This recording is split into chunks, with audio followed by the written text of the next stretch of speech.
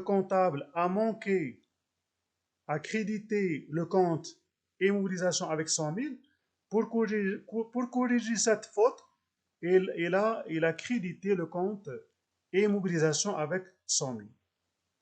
J'espère que c'est clair. Oui, monsieur. Alors, je me demande, est-ce que parmi vous, il y a quelqu'un qui pourrait justement répéter l'explication que j'ai faite pour expliquer l'écriture que nous avons devant nous? La première.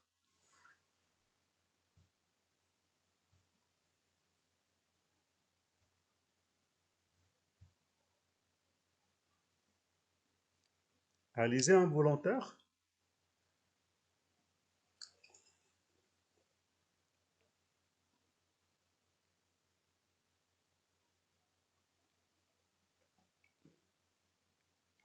Monsieur, C'est qui? Oussama. Allez-y, c'est Osama. Alors, nous supposons que qu'on doit faire l'amortissement avec la méthode directe Oui, en départ. Et à la fin, on trouve que le comptable a enregistré les amortissements de la manière classique. oui, Et on lui demande de rectifier de corriger son erreur. Et on a un cumul d'amortissement de 100 000. Dans ce cas-là, il va débiter le compte amortissement. Nous avons dit pour un matériel de transport 28 40 100 000 et créditer le compte, ce qui lui va obliger aussi de créditer le compte immobilisation corporelle très et de bien, corriger deux erreurs de la même temps. très bien, très bien. Je me demande, est-ce que parmi vous, il y a pas quelqu'un d'autre qui pourrait réexpliquer ça? Monsieur, Oui, c'est qui? c'est Fatiha Talbi. Allez-y. Euh, Monsieur, on suppose que la méthode de comptabilisation de l'amortissement, c'est la méthode directe. Et le comptable, par erreur, il l'a enregistré par la méthode classique. Donc, pour corriger, je suis dans la... Monsieur? Oui, تنسمعك. Oui. Donc, pour lui demander de corriger ça, donc on lui demande d'annuler l'amortissement qu'il a enregistré par erreur et de corriger le compte d'immobilisation. Donc, en débitant le cumul d'amortissement, Oui, amortissement pour le montant cumul d'amortissement de 100 000 oui. et en créditant le compte de l'immobilisation de 100 000. Très bien, très bien. Alors ça, c'est la première écriture, qui consiste à quoi faire? Qui consiste à annuler les amortissements pratiqués. La deuxième écriture, elle est simple. C'est que on va comptabiliser l'écart avec les capitaux propres et on débite le compte de l'immobilisation avec le montant de l'écart. Je répète, la deuxième écriture, elle est très simple. 1. Je crédite le compte écart de réévaluation avec le montant de l'écart et je débite le compte de l'immobilisation. Je crois que c'est facile, la deuxième écriture. Oui, monsieur. Oui, monsieur. D'accord. Maintenant, si on vous demande votre avis, quelle est la manière la plus simple? Est-ce que la première ou bien la deuxième? La deuxième. La deuxième, elle est simple. La deuxième. La deuxième, j'ai besoin uniquement de deux chiffres. La deuxième, j'ai besoin uniquement d'avoir deux chiffres. Lesquels? 100 000 et 18 000. Très bien. C'est quoi 100 000? Le cumul d'amortissement. Et 18 000, c'est quoi? C'est l'écart. Donc, si j'ai uniquement ces deux chiffres, je fais les deux écritures. Mais les deux écritures donnent le même résultat. C'est ce que je vais vous montrer tout de suite. Est-ce que vous pouvez me rappeler À quoi est égal le solde du compte immobilisation avant l'écriture, c'est-à-dire avant la réévaluation? 50 000. Je crois 150 000. C'est la valeur d'origine. Oui, oui, la valeur d'origine. C'était quoi ma question? C'était quoi ma question? Le solde du compte d'immobilisation avant l'évaluation. Très bien. Avant la réévaluation. Donc c'est quoi la réponse? Oui. 150 000. 150 000. D'accord. À quoi était égal le solde du compte amortissement avant la réévaluation? C'est 100 000. 50. Combien? Avant 50 000. 100. Non. Je répète ma Non, question. 100 000. Je répète. Ma question numéro 2. 10 000. Avant la réévaluation, à quoi était égal le solde du compte amortissement? 100 000, monsieur. 100 000. 100 000, monsieur. Très 100 bien. 000. Très bien. Alors, est-ce que vous pouvez calculer le solde du compte immobilisation après réévaluation? C'est 204 000. Comment vous avez fait? C'est le solde avant plus l'écart. C'est-à-dire, Non.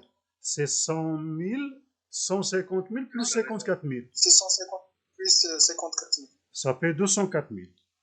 Très bien. Est-ce que vous Oui. pouvez me calculer le solde du compte amortissement après réévaluation?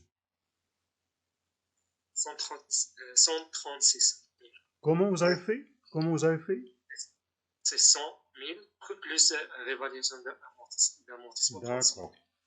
Maintenant, est-ce que vous pouvez me calculer la différence entre les deux soldes après? La différence entre les deux soldes après. 204 000, 136 000. Ça fait combien? C'est 54 000. C'est... Je crois pas. 60 000. 68 000. 68 000. Et c'est quoi 68 000? C'est la valeur du marché. C'est la juste, Je marche. c'est la juste valeur. Juste valeur. D'accord. C'est quoi 204 000? C'est la valeur d'origine réévaluée. Oui. Et c'est quoi 136 000? C'est le cumul aux amortissements réévalué. L'amortissement. Et donc, logiquement, si les chiffres sont corrects, leur différence doit nous donner la VNA réévaluée. Oui. Oui, monsieur. Et c'est quoi la VNA réévaluée? C'est la juste valeur. Exact, excellent. Excellent. La VNA réévaluée, si elle est correcte, elle doit être à la juste. Elle doit être égale à la juste valeur. Donc, vous voyez que, si vous voulez, le résultat de nos journaux, bien le résultat de notre première méthode, il aboutit à une valeur nette comptable réévaluée qui est égale à quoi? À la juste valeur. D'accord. Il y a un autre point fort de la première méthode, c'est qu'il assure la proportionnalité entre quoi et quoi? Entre la valeur d'origine réévaluée Le cumul et le d'amortissement. cumul aux amortissements. Réévalué. Voilà. À quoi est égal le cumul aux amortissements réévalués? 136 000. D'accord. Et jusqu'à maintenant, combien d'années sont écoulées? 10. Combien d'années sont écoulées? Oui. 10 ans. De moins 10 à n. Donc, 10 ans, non? Donc, Oui. à quoi est égal la valeur d'origine réévaluée? Vous avez dit 204 000. Et à quoi est égale la durée de vie? 15 ans. 15 ans. 15 ans. Donc, si on fait 204 000 fois 10 sur 15, ça donne quoi?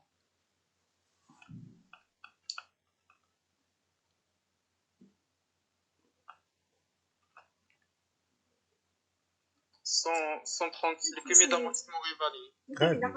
Très bien. Donc là, la proportionnalité, elle est vérifiée avec le calcul que maintenant vous avez fait. Oui, monsieur. D'accord. À quoi est égal, comment dirais-je, à quoi est égal la juste valeur? 68 000. 68 000. 000. Est-ce que vous pouvez, à partir de 68 000, calculer 204 000? Est-ce que vous pouvez, à partir de 68 000, calculer 204 000? C'est quoi 68 000? Est-ce que c'est pas la VNA réévaluée?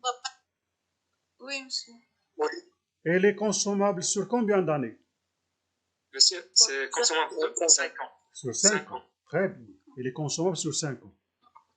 On fait 68 000 fois 15 sur 5. Très bien. Excellent, Osama. Vous répétez, Osama, ce que vous avez dit? 68 000 fois 15 sur 5. Vous faites le calcul, ça donne combien? 204 000. Très bien. Donc là, c'est une autre manière de faire les calculs.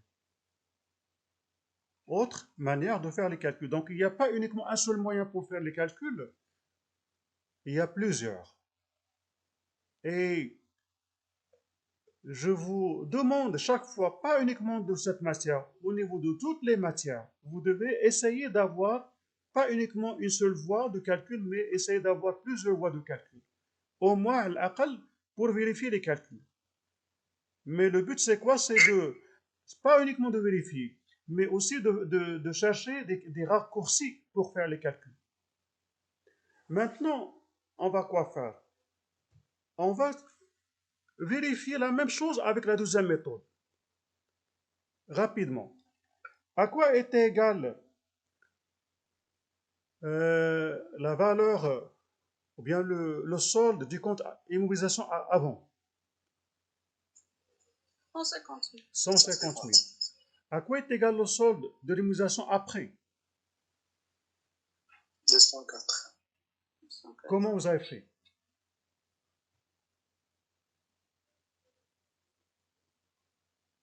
Comment vous avez fait?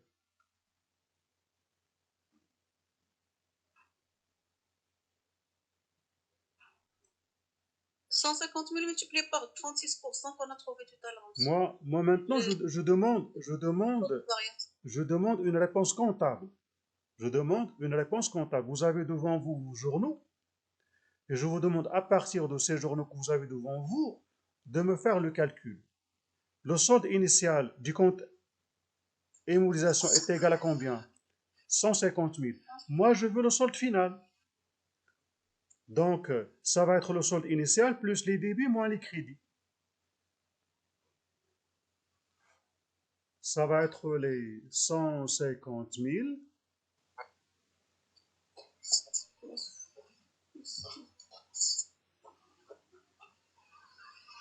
ça va être 150 000 moins 100 000 plus 18 000. Moi, je parle maintenant du solde final du compte immobilisation. Je répète, 150 000 moins 100 000 plus 18 000. Oui, monsieur. Ça donne combien? 68 000.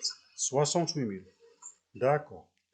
Maintenant, à quoi était égal le solde initial amortissement des immobilisations? 100 000. À quoi est égal le solde final du compte amortissement? 136 000. Non. 0. Comment? Comment? Oui, 0, c'est vrai. C'est zéro. Parce que justement, Nous avons annulé. exact, exact. L'esprit même de la deuxième méthode, c'est annuler les amortissements.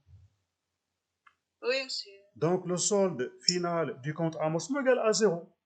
Ce qui fait ici, à quoi est égal la VNA réévaluée dans ce cas? Égale à brut moins amortissement. Et amortissement égale à zéro. Donc égal à combien? Égal à 68 000 moins 0. Égal à 68 000. 68.